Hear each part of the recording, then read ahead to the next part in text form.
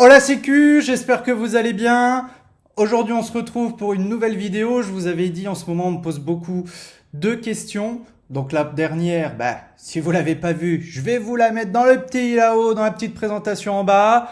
Et puis pour la deuxième question, plutôt la seconde, on va traiter de est-ce que mettre des chaussettes sur les pattes de son chien c'est le torturer? Est-ce que c'est normal que mon copain ou ma copine ait plus de mal que moi dans l'éducation de mon chiot?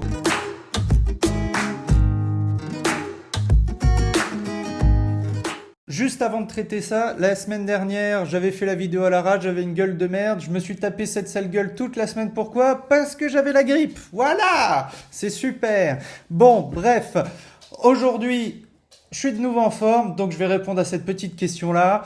Oui, c'est normal que vous deux, vous ne réussissiez pas à avoir la même autorité sur votre chiot. Si jamais ça arrive, parce que si vous avez aucun problème tous les deux, on s'en fout de ce que je dis. Pourquoi? Tout simplement parce qu'on dit souvent, oui, mais le chien, il choisit son maître. Bon, est-ce que c'est vrai, est-ce que c'est faux? J'en sais foutrement rien, je suis pas dans leur tête. Maintenant, dans la réalité, ça se retrouve effectivement en gros. Le chiot va se choisir plus ou moins un maître sur les deux, il va écouter plus l'un des deux. Avec Olive, c'est arrivé, elle m'écoutait plus moi que Julie, Julie en chier. Maintenant, on vient souvent me demander ça parce que il y a surtout un problème avec l'autre. Un problème dans ce sens que le chiot mord la personne, le chiot n'écoute pas, le chiot n'en fait qu'à sa tête, ce genre de choses-là. Alors oui, nous, à titre personnel, parce que moi j'aime bien vous raconter un peu notre vie, parce que tous les chiots, tous les chiens ne sont pas pareils, mais au moins je me sers d'Olive parce que ça a été une sacrée casse-couille, hein. Vas-y, vite. Autorité. Donc effectivement, moi, elle m'écoutait plutôt pas mal. Et Julie, par contre, c'était un peu plus compliqué. Et ça a duré relativement longtemps. Ça arrive de temps en temps aujourd'hui, mais plus trop. Bon, c'est comme ça.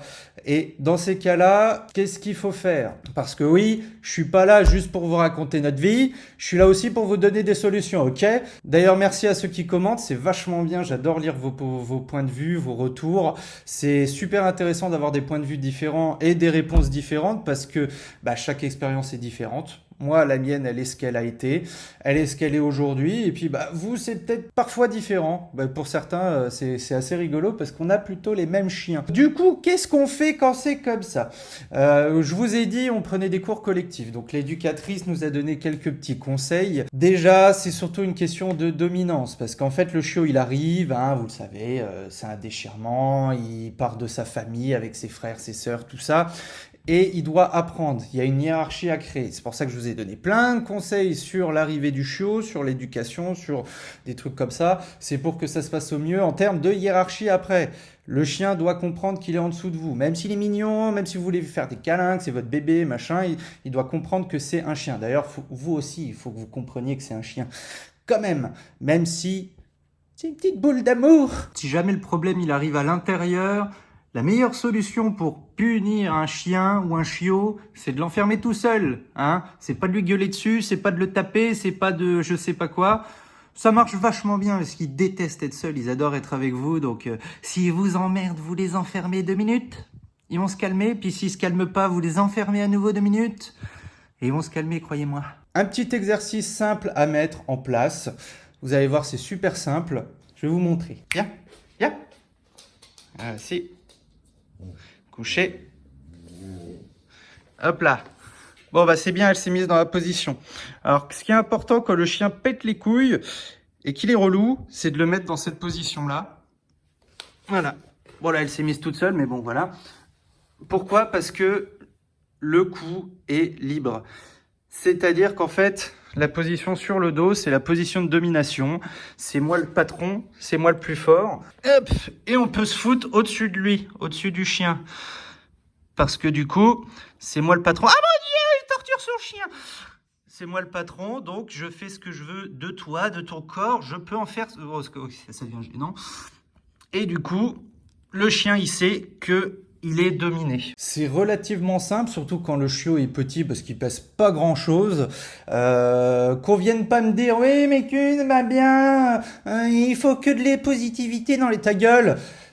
C'est comme ça, le chien doit apprendre qu'il doit être dominé, c'est vous le patron, hein. Un chien, c'est pas que là pour être dorloté, voilà, ça reste un chien, il y a des codes, c'est comme ça entre eux. Hein.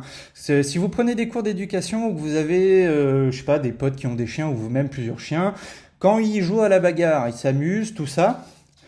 Et souvent, vous rencontrez le cas de figure je sais pas si vous l'avez déjà vu, du chien qui se jette par terre et il se met sur le dos. Voilà, c'est pour montrer qu'il a perdu. Voilà, je suis qu'une merde, je suis dominé, ok, laisse-moi tranquille. Donc c'est assez rigolo parce que, par exemple, un cas qui est arrivé dans un des cours, un Jack Russell. Les Jack Russell, malgré ce que souvent les gens pensent, c'est des boules d'énergie, voilà, c'est encore pire qu'un berger australien. Il y avait un Jack Russell, c'était une petite brute, et il était là en mode c'est moi le patron, et du coup l'éducatrice, elle a créé un groupe où il y avait que des gros chiens. Et du coup, le Jack Russell, au début, il était là, fais-moi le patron et tout. Et puis bah il s'est fait courser par les autres chiens et bah au bout de 3 secondes, il s'est jeté par terre, il s'est mis sur le dos. C'est pour ça que vous-même, bah vous pouvez foutre le chien sur le dos. Profitez-en quand il est petit parce qu'après, franchement, si la personne d'entre vous deux galère, laisse faire pendant un an, le chien il fait 24 kills ou comme Olive ou voire plus, hein, parce qu'ils peuvent faire plus, surtout si c'est un mâle, bah vous allez galérer à le retourner et puis bah là bon courage. Donc non, ça c'est super simple. Je sais pas si vous galérez, si vous avez besoin de le faire, bah dites-moi en commentaire si votre copain, votre copine a galéré, vous-même peut-être, hein, parce que après et si vous avez eu recours à ce genre de choses, comment vous avez fait pour régler la chose. Mais en tout cas bon voilà, ça se règle. Olive, elle a eu un caractère de merde, on m'avait prévenu, et puis bah, au final, voilà, il suffit d'être patient. La patience! Il suffit juste d'être patient. Et évidemment, bah, en complément de ça, récompenser les choses positives, hein, évidemment. Ça, vous le savez déjà, c'est pour ça que bah, j'en rajoute pas trop là-dessus. En tout cas, écoutez, merci encore une fois à ceux qui commentent, ceux qui lâchent un petit pouce bleu, ça fait toujours plaisir. Puis si c'est pas encore fait, tu t'abonnes, hein? Bon dimanche à vous, nous on va faire une balade, et je vous dis à la semaine prochaine avec Olive. On vous fait la bise. Ciao!